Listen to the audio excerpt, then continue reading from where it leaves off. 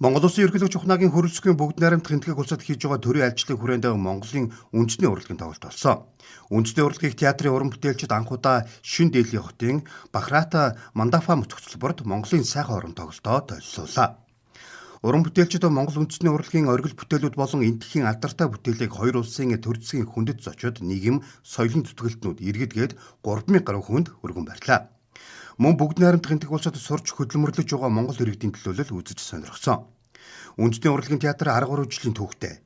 Энэ удаагийн Монголын сайхан орон тоглолтод Уяхан Замбуу ТV наран, Сэрсэн тал, Салхид шувуу, Жорон жороо, Жалам ар зэрэг монголчуудын сэтгэлд хоногссон уран бүтээлүүдээс гадна энтгэг улсын алдарт бүтээл болох Жими Жими, Ажа Ажа бүтээлийг үндэсний урлагийн театрын үндэсний хөгжимчид тоглож үзүүлсэн нь энтгэг улсын иргэдийн сэтгэлд хүрч зарим нь дагаж бүжиглэж байсан юм а.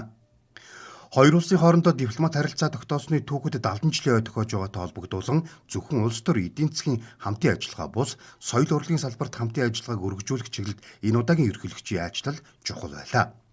Айлчлалын хүрээнд соёл урлагт хамтын ажиллагааг бэхжүүлэх чиглэлд соёлын солилцооны тухай Монгол Улсын соёл спорт аялал жуулчлал залуучуудын яам болон бүгд найрамдах энтгэг улсын соёлын яам хоорондын 2025-с 2029 оны хөтөлбөр байгуулсан.